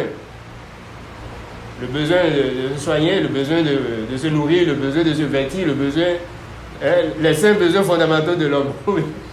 Le besoin de se loger, et puis le 5e c'était quoi? Instruire, soyer, nourrir, vêtir, et puis... Non, ça ne peut pas être. Les 5 besoins fondamentaux. Aidez. Les 5 besoins fondamentaux de l'homme, vous avez oublié ça.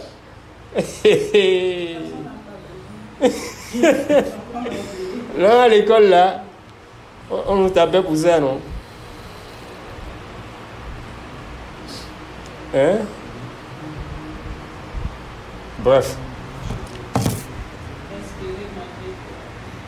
Suivez-moi, je vois. Donc, tous ces besoins-là, on va dire, oui, on est dans le corps physique, il y a ces besoins-là. Mais la bonne nouvelle, c'est que quelqu'un habite dans ces corps physiques-là. Et ce quelqu'un est appelé le pourvoyeur. Ce quelqu'un est appelé le tout suffisant. Alors, comment un tel être peut être à l'intérieur? Et on va encore parler de besoins dans cet environnement-là où il vit. Si réellement il habite à l'intérieur, dans cet environnement-là, et qu'on parle encore de besoins, et qu'on pense qu'il y a encore de besoins, ça dit que il n'est pas réellement tout suffisant ou bien. Ça dit que il n'est pas vraiment le pourvoyeur. Il n'est pas Jéhovah Jireh comme on le chante. N'est-ce pas? Mais donc, s'il habite là, à l'intérieur, et qu'il est vraiment ce qu'on dit qu'il est, s'il est vraiment ce qu'on a entendu de lui, à savoir qu'il est tout suffisant, El Shaddai, qu'il est le pourvoyeur, Jéhovah Jireh, il anticipe sur les besoins. Lorsque Abraham voulait sacrifier Isaac, il a pourvu à l'animal. Et c'est là où Abraham a donné le Jéhovah Jireh. C'est-à-dire, il est le pourvoyeur. L'Éternel, Abraham dit à son fils, l'Éternel se pourvoira à lui-même. Il y avait le besoin de l'objet du sacrifice. Et Abraham a répondu simplement, l'Éternel se pourvoira à lui-même. Donc s'il est véritablement cet Éternel-là qui se pourvoit à lui-même, qui pourvoit à tous nos besoins, selon sa richesse avec gloire en Christ, s'il est vraiment celui-là, tel qu'on nous l'a présenté, qui est tout suffisant, suffisant en tout, suffisant partout, suffisant sur tout, est-ce que il est de bon ton que nous puissions encore penser, dire que nous avons des besoins? Quoique, selon les sens naturels, on peut dire, ah, il y a tel besoin, il y a tel besoin. Mais en considérant ce paramètre-là, qui n'est pas négligeable, le paramètre de sa présence, le paramètre de la présence en nous, de la présence dans nos corps physiques, du tout suffisant, du pourvoyeur, de celui qui se pourvoit à lui-même. En considérant ce paramètre-là, sans considérer ce paramètre, je serais d'accord qu'on puisse dire qu'il y a des besoins, on doit en parler, oui. Mais en considérant ce paramètre, est-ce qu'on peut continuer toujours à dire qu'il y a des besoins? C'est toute ma question, ça. Et on va conclure. Aidez-moi à répondre à cette question. La réponse est non, dit le juge Jemima. Quelqu'un d'autre? Oui, mais pourquoi la réponse est non? On veut quoi?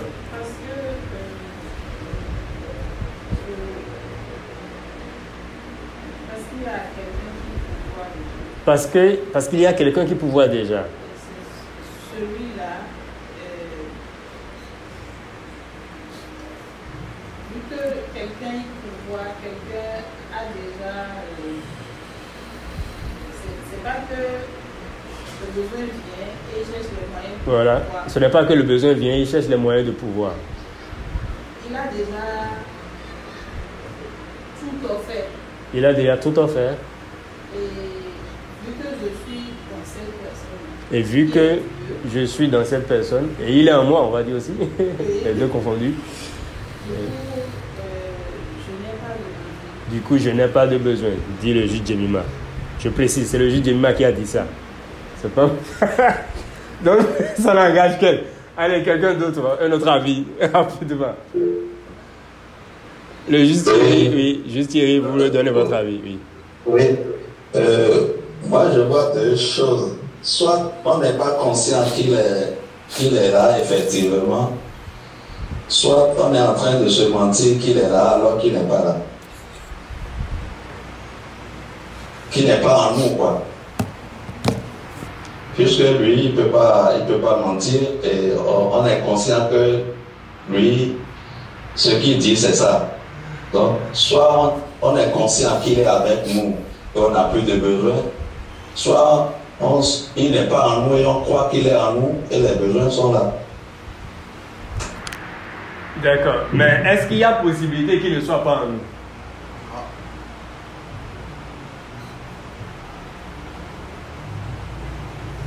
Ah oui, il y a possibilité. Ah d'accord. Et c'est quoi la possibilité?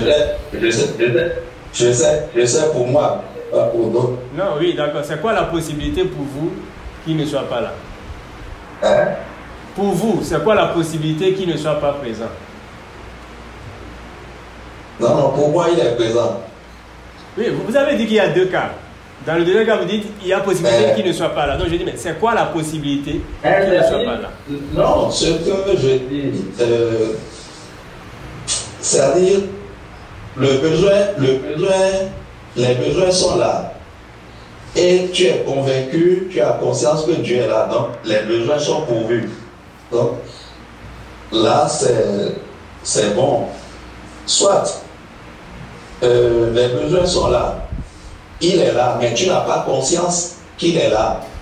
Et là, tu continues de sentir que tu as des besoins qui ne sont pas pourvus.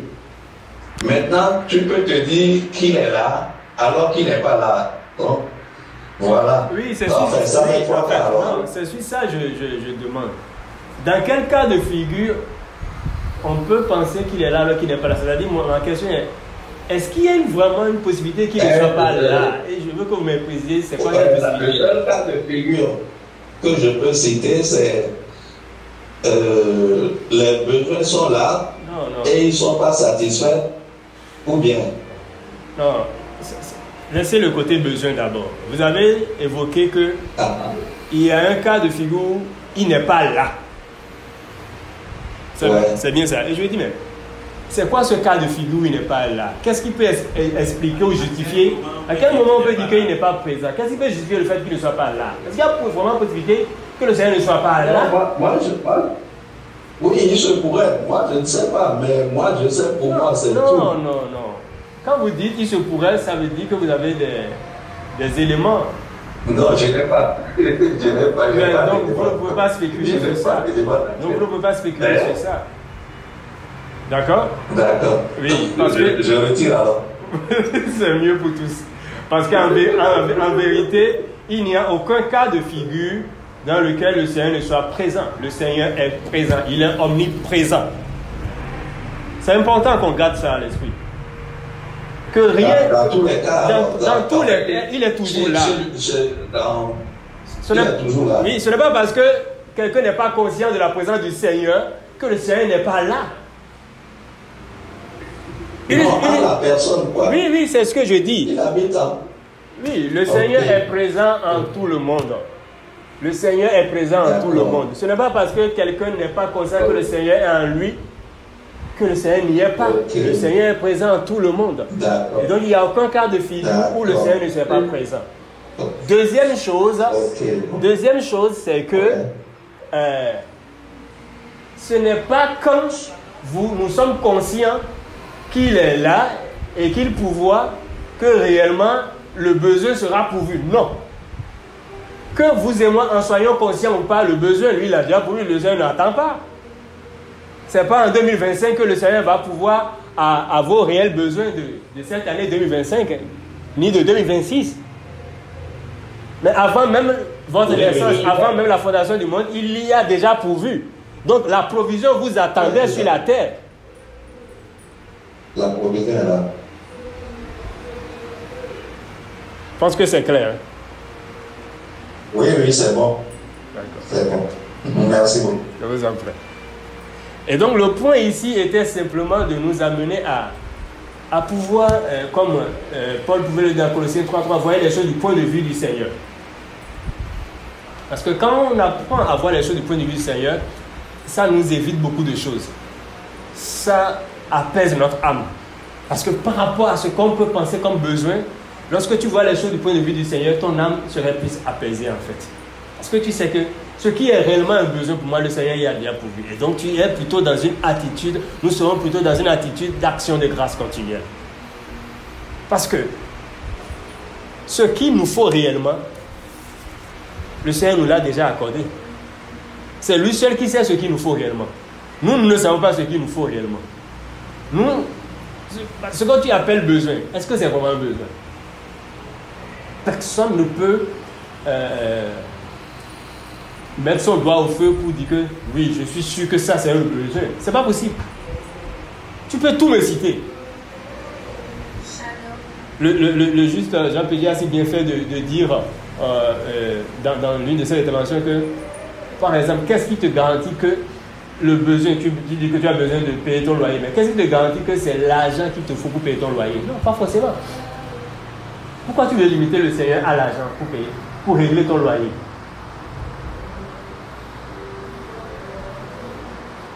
Pourquoi? Il peut utiliser n'importe quel autre moyen. Tout comme il peut aussi dire, je ne veux pas que tu payes le loyer. Faire comment? Tu ne sais pas. C'est lui seul qui sait ce qu'il nous faut, ce qui convient à chacun de nous. La preuve, Romains 8:26 nous dit que vous ne savez même pas ce qu'il vous convient de demander dans vos prières. Vous ne savez même pas ce qu'il convient de prier. Alors, comment des gens qui, au sujet de qui il est dit, je prends juste 2 passages. Amos, c'est Amos. Non, c'est pas Amos, c'est le passage de... Comment le gars là s'appelle? Jonas 3:11. Jonas 4:11. Je prends Jonas 4:11 et Romains 8:26. Jonas 4:11 nous dit que le Seigneur Père dit, j'ai à Ninive plus de 100 000 personnes qui sont incapables de distinguer leur droite de leur gauche. C'est-à-dire des gens qui ne peuvent pas faire la différence entre ça c'est ma gauche, ça c'est ma droite. Autrement dit, aux yeux du Seigneur, tout le monde, personne n'est capable de distinguer sa droite de sa gauche. Voilà. Des corps physiques incapables de distinguer leur droite de leur gauche. Mais qui viennent dire qu'ils ont des besoins. Qui viennent dire que ça c'est un besoin pour eux. Or le Seigneur, quand il regarde ces corps, il dit, mais vous ne pouvez pas distinguer votre droite de votre gauche. Et Romains 8:26 dit, vous ne savez même pas ce qu'il convient de demander dans vos prières. Vous ne savez pas ce qu'il faut demander. Vous ne savez pas. Sur la base de ces 2 versets, comment on peut alors dire que, en tapant la main sur la poitrine, il dit que ça c'est un besoin? Non, tu ne peux pas. Tu peux penser que c'est un besoin, mais tu ne peux pas affirmer ou dire que c'est vraiment un besoin pour toi. Non. Seul le Seigneur sait ce qui est réellement un besoin pour toi. Et la certitude que nous avons, et c'est ça ce qu'il faut retenir du message du matin, c'est que la certitude que nous avons, c'est que il est tout suffisant et il est le pourvoyeur. Et avant même que nous ne venions habiter dans ces corps physiques, il a déjà pourvu à tout ce qui pourrait être besoin, aussi bien spirituel, physique, tout ce que vous voulez émotionnel, il a déjà pourvu à tout cela. Ce qu'il faut pour chacun de nous. Parce que ce qu'il faut pour moi n'est pas forcément ce qu'il faut pour toi. N'est pas forcément ce qu'il faut pour Hippolyte, ce qu'il faut pour Ingrid, non. Et l'erreur que nous commettons, c'est que on regarde à ce qu'il faut pour Y et auquel on a vu la manifestation de la provision pour vouloir se l'appliquer pour dire donc c'est aussi un besoin pour moi, Seigneur, il faut que tu le fasses pour moi. En réalité, ça devient de la convoitise. Et donc, c'est de la convoitise que nous appelons besoin. C'est le fruit de notre convoitise charnelle que nous appelons généralement besoin. Parce que même, c'est écrit où? C'est où la norme? Même le fait de se marier, c'est où la norme? Est-ce que vous savez qu'il y a des régions? Cette semaine, j'étais tombé sur des contenus vidéo qui, à la limite, j'ai dit, c'est pas possible. Sur la terre, là, hein. Et dans les commentaires, je lisais des choses qui m'ont fait sourire. Des gens disaient, mais ça, c'est le monde à l'envers. Et je me suis juste posé la question, mais qui a mis le monde dans un sens donné et vous voulez voir que ce que les autres font là, c'est à l'envers? Ta réalité à toi peut être l'illusion pour quelqu'un d'autre. ta vérité à toi peut être un mensonge pour quelqu'un d'autre. Donc ne prends pas ton cas pour généraliser. Ce que tu appelles besoin, oui, on doit se marier, le mariage c'est un besoin. Ben, il y a des régions où les gens, le mariage n'est pas un besoin pour eux. Si tu as des contenus vidéo comme ça, où c'est normal pour eux, dans la région c'est comme ça. Les hommes ne se marient pas. Ils peuvent juste aller faire d'enfants. Et pire encore, il n'a même pas à s'occuper des enfants. Parce qu'il ne sait même pas qu'il est le père de l'enfant. Oui, en Chine, il y a une région là-bas, chez les Tibets. Et oh là, non mais ça peut être, bon, quand toi tu vois ça, tu vas être scandalisé, tu vas être choqué. Mais pour eux c'est normal. Oui, disent avec fierté que la femme est la seule à savoir qui est vraiment le père. On le dit souvent ici, mais non, mais là-bas c'est dans un autre sens. C'est-à-dire que les femmes sont là, donc chaque soir, les hommes viennent là, couchent avec elles, c'est elle qui choisit en fait. Quoi. Donc au finish, et ça se fait incognito, personne ne doit même savoir quel homme est venu là, et ainsi de suite. Donc, au finish, quand elle est enceinte, on ne sait pas de qui elle est enceinte, mais elle peut savoir peut-être, mais elle ne dit jamais. Et c'est elle qui garde les enfants, qui les élève. Et les hommes grandissent et vivent. Le monsieur, il avait plus de 40 ans, mais il vivait toujours avec sa maman. C'est comme ça. Mais ici, tu fais ça, là, comment on va t'appeler? Un irresponsable, un inconscient ou bien? Mais là, chez eux, là-bas, c'est être conscient, ça. Pourquoi? Sur quelle base on conclut les choses?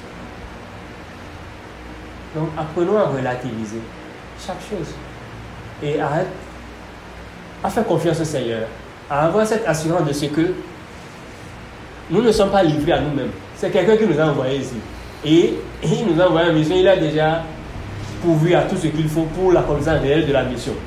Si tu constates que telle chose manque, c'est qu'en réalité tu n'as pas besoin de ça. Parce qu'avec lui, il ne peut pas avoir de manque. Pourquoi? Il est tout suffisant. Donc, on ne saurait parler de manque. Il est tout suffisant. Il est tout suffisant. Donc, on ne saurait parler de manque. Parler de manque reviendrait à remettre en cause qui il est. Reviendrait à remettre en cause le fait qu'il est tout suffisant. Oh, il est vraiment tout suffisant. Et donc, ayons plutôt cette attitude d'assurance, de confiance au Seigneur, au-delà des perceptions humaines, au-delà des perceptions physiques, charnelles, naturelles. Et dans cette posture d'action de grâce continuelle au Seigneur, sachant qu'il est tout suffisant, qu'il est le pourvoyeur et qu'il vit en nous, qu'il habite à l'intérieur de nos corps physiques, il connaît mieux nos potentiels besoins que nous-mêmes. Il connaît mieux les potentiels besoins de nos corps physiques, de notre âme que nous-mêmes. Et il a certainement déjà pourvu à cela. C'est comme ça que nous devons voir les choses. Amen. Voilà un peu la quintessence du message de ce matin. S'il y a des interventions avant qu'on ne puisse faire la prière. Juste Emmanuel a levé la main. Ok, merci beaucoup, Jusqu'à merci à toute la famille. Je sais que ça fait beaucoup du coup, mais le Seigneur, comme il s'est recherché dans cette famille, il nous permet de retenir l'essentiel. Et c'était moi, mon intervention, c'est du ça que tu as fini.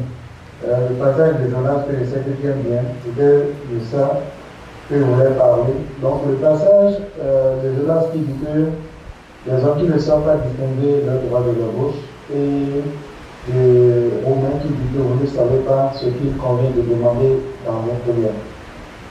À cela, il y a été le troisième passage pour faire mon intervention de Matthieu 19, de verset 13 à 14.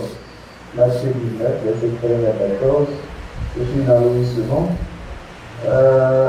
Alors, on lui amena des petits enfants. C'est vrai, je n'ai pas voulu chercher plus de versions. Sinon, petits enfants ici, c'est dit nourrissons, les bébés. Ceux qui viennent de mettre un bébé qui est dans la main. On lui amena des petits enfants afin qu'il leur imposât les mains et pria pour eux. Mais les disciples les repoussèrent. Et Jésus dit, laissez les petits enfants, encore une fois, comprenez bébés, et ne les empêchez pas de venir à moi. car le royaume des cieux est pour ceux qui leur ressemblent. Amen. Et vous savez, le bébé, tout le monde connaît ici, en tout cas un peu, que le bébé, non seulement il ne connaît pas ce qui est sa droite ni sa gauche, il ne reconnaît rien dans son environnement. Tout ce qu'il sait faire, c'est peut-être crier, pleurer.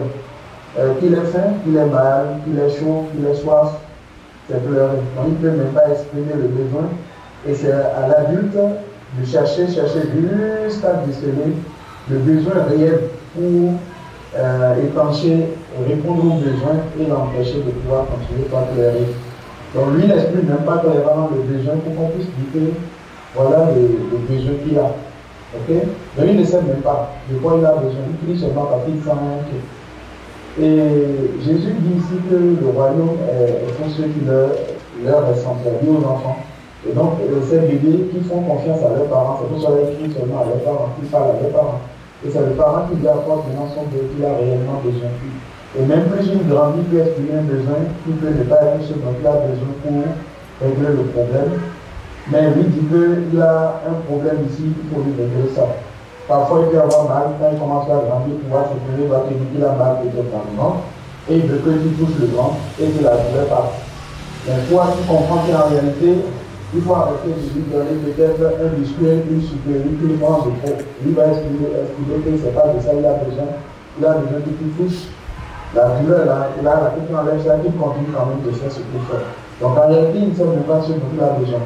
Mais il y a une chose qui est garantie, c'est qu'il te fait confiance. Maintenant, il n'est pas content, il sait que tu es son parent, il te fait confiance. Et c'est cela, mon intervention. Notre confiance perpétuelle et permanente continue en tout temps, en toutes circonstances, en celui qui est notre Père, le tout suffisant, le tout puissant, et qui pourvoit à toutes choses. Notre conscience de ce que nous lui rendons grâce continuellement, et nous savons que quand il dit l'Éternel est mon berger, je ne manquerai de rien, que ce n'est pas des paroles en l'air, il prend vraiment soin de nous, il est présent au quotidien, à chaque détail, les moindres détails, chaque petite chose. J'aime beaucoup cette chanson, à chaque petite chose sont entre tes mains. Pourquoi m'inquiéter? Je sais qu'à chaque détail, il veille à ça. S'il parle même, je sais qu'il connaît le nombre de cheveux qui est sur notre tête, des détails que même nous-mêmes qui pouvons exprimer que nous avons des besoins, nous ne les connaissons même pas. Parce que personne, je crois bien sans m'informer, que personne sur la terre ne peut se lever et dire un jour, moi je connais le nombre de cheveux que j'ai sur la tête. C'est pas possible. On n'y pense même pas. On n'y pense même pas. Et quand les cheveux tombent même parfois, on n'y pense même pas. Or, lui, non seulement il pense, il connaît le nombre de cheveux, et lorsqu'un cheveu tombe, il est au courant, il le sait, et c'est lui qui le permet. Et à ce détail près, il le fait. Chaque chose est dans tes mains. Et c'est dans cela que nous avons de l'assurance, parce que il dit que le royaume est pour ceux qui leur ressemblent. Et le royaume, nous le connaissons dans Romains 10, verset, c'est Romains 14, 17. La paix, la justice, la gloire par le Saint-Esprit. Et ça nous donne cette paix, cette assurance. Que les gens regardent et les gens disent qu'ils sont insouciants, ils sont irresponsables. C'est cette paix que ça nous confère. Le fait de savoir que celui qui habite en nous, celui en qui nous vivons, et qui vit en nous, avec qui nous sommes un qui est notre Père, qui prend soin de nous, il est tout suffisant. Et il ne laissera aucun, c'est-à-dire détail de notre vie d'échapper. Il ne laissera aucun détail. Il est au détail près. Il ne laisse aucun détail. Il n'est pas là seulement pour dire je suis Père, c'est fini, non. Et c'est ça l'assurance que cela nous donne. Cette assurance-là que cela nous donne et que cela nous rappelle sans cesse. Et c'est l'assurance-là que nous avons tout le temps. Parce que la foi vient de ce que l'on entend la bonne nouvelle. Et c'est pour cela que chaque dimanche, nous sommes présents, nous écoutons cette bonne nouvelle qui nous fait ce bien-là.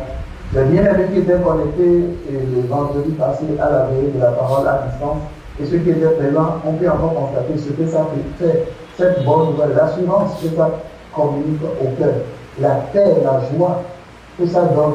Je ressentis que les gens sentent cette affluence, cette joie-là. Je ne peux être condamné que c'est parce que je n'ai pas fait quelque chose, qu'il y a cette situation que je ne suis encore là. Mais je sais que mon Père est au contrôle, il nous veille. Et la grâce qu'il me donne de faire ce que j'ai à faire, je le fais. Il me laisse me mettre à l'aise, je fais ce que j'ai à faire. Il me donne un travail, je le fais autant bien faire. Je donne le meilleur de moi-même, je continue, je lui fais confiance pour pouvoir. infiniment, abondamment, bien au-delà de ce que moi je pourrais y penser, imaginer ou concevoir. C'est ça, cette assurance-là. Et cette assurance-là, c'est ça qui nous conduit jour après jour à notre cœur. Merci la famille et salut. Amen, merci beaucoup. D'autres interventions avant que je ne fasse la conclusion? C'est bon, il y a d'autres interventions? D'accord. Bon, s'il n'y a pas d'autres interventions, je pense que je vais conclure. En guise de conclusion, je vais dire ceci. C'est que s'il y a...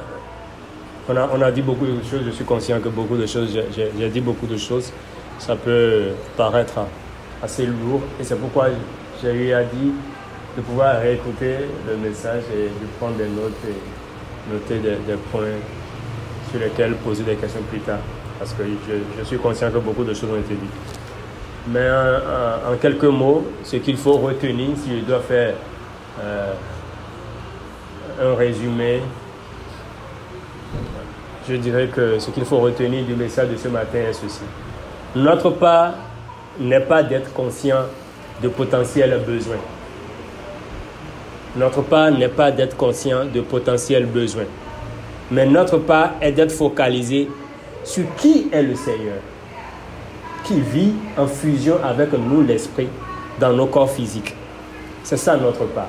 C'est d'être conscient, c'est d'être focalisé sur qui il est. Sur qui est ce Seigneur qui vit en fusion avec nous, l'Esprit, parce que nous sommes l'Esprit. Nous sommes l'Esprit. Qui vit en fusion avec nous, l'Esprit, dans l'enveloppe qu'on appelle corps physique ou corps humain. C'est d'être focalisé sur lui, qui il est. Et de pouvoir, sur cette base, avoir de l'assurance en ce que, parce qu'il est le tout suffisant et le grand pourvoyeur, tous nos réels besoins sont entièrement satisfaits par lui à l'avance. Tous nos réels besoins, je souligne réels, parce que ce n'est pas tout ce que nous considérons comme besoins qui le sont véritablement, qui le sont réellement. Mais tous nos besoins, avoir cette assurance de ce que tous nos réels besoins sont entièrement satisfaits par lui à l'avance. Et nous verrons manifestation de cela au temps fixé, parce que chaque chose a son temps. Et pour finir, sur la base de tout cela, adopter une attitude continuelle d'action de grâce au Seigneur tout suffisant, qui est un Père responsable pour nous. Il n'est pas un Père irresponsable. Il est un Père responsable. Il n'est pas un roi irresponsable, mais il est un roi responsable. Il n'envoie pas en mission sans mettre à disposition tout ce qu'il faut, tout ce qui est indispensable, tout ce qui est nécessaire pour l'accomplissement de la mission. Mais il est un Père responsable, planificateur, anticipant, qui anticipe sur tout. Si nous, humains, si dans notre dimension humaine, nous arrivons à planifier les choses, à anticiper. Moi, je connais des gens qui, leur enfant n'a même pas encore 2 ans, mais ils ont déjà payé ses frais d'université à Harvard. Non, je parle sérieusement. Ça, c'est voilà, dans la dimension humaine, un homme qui fait ça. Quelqu'un demandait si l'enfant ne fait pas finalement les études à Harvard. Et ils ont déjà pris l'argent. C'est le processus pour que l'enfant... Oui, tout est mis en place pour ça. Ça veut dire la provision, vous voyez un peu, donc la provision attend déjà l'enfant. Cet enfant, est-ce qu'il va dire, maintenant il va prier maintenant, ou bien il va dire, oh Seigneur, oh papa, je vais aller à Harvard, hein. Mon rêve c'est d'être à Harvard. Non, c'est plus un rêve pour lui. Or, pour quelqu'un aujourd'hui, ça peut paraître un rêve. Mon rêve c'est d'étudier à Harvard. Pour lui, c'est pas un rêve. C'est comme ça me rappelle récemment, ou bien moi aussi, on discutait avec un monsieur qui nous racontait que le monsieur a bloqué un compte de centaines de millions pour dire ceci. Le jour où on était choqué, moi aussi j'étais avec moi. On dit mais c'est pas possible. pour dire ceci, pas pour ses enfants à lui. Il dit, toute personne dans la famille qui porte le nom de la famille là, c'est pour les frères d'université. Quiconque, c'est-à-dire par exemple, on dit, quiconque porte le nom Api, hein? Je dis, quiconque porte le nom Api, je bloque un compte. Le compte là, quiconque porte le nom Api, pour ses frères d'université, c'est dedans. Il n'aura pas à dire, par manque d'argent, je ne ferai pas l'université ou je n'irai pas au master, jusqu'au doctorat. Non. C'est un truc réel ici au Bénin. Quelqu'un que je connais. Qui fait ça? Est-ce que c'est les enfants portant ce nom de famille-là? Aller à l'université, c'est un besoin pour eux. Payer les frais de scolarité à l'université, c'est un besoin maintenant pour ceux-là. Ils penseront ça. Mais où ils sont? N'étant pas conscient de ça, ils vont penser que c'est un besoin. C'est de ça on parle. Si on fait comme ça, le Seigneur, lui, à combien de raisons ne ferait-il pas plus? Ou n'a-t-il pas fait plus? Et comment pouvons-nous encore rester dans une dimension humaine et nous réduire dans une dimension humaine et considérer ces éléments comme étant des besoins, alors que lui, il a déjà pourvu. C'est ça le point à retenir ce matin. Et je voudrais nous exhorter, nous inviter ce matin à pouvoir élever la voix et lui rendre grâce. Est-ce que tu peux, de là où tu es ce matin, dire merci au Seigneur pour avoir pourvu? Merci au Seigneur de ce qu'il vit dans ton corps physique. Il est là, il est présent. Lui, le tout suffisant. Lui, le tout suffisant, il est là. Dis-lui simplement merci Seigneur. Merci Seigneur. Merci Seigneur. Je te rends grâce. Parce que tout ce qu'il nous faut, tu as déjà pourvu. Selon que les Écritures disent, tout ce qu'il nous faut pour vivre avec lui, le Seigneur a déjà pourvu. Tout ce qu'il faut, il a déjà pourvu à cela. Merci Seigneur. Merci Seigneur. Cela nous rassure de le savoir. Et nous voulons te dire infiniment merci. Action de grâce à toi et à toi seul. Alléluia. Sans plus tarder, nous allons passer au moment des...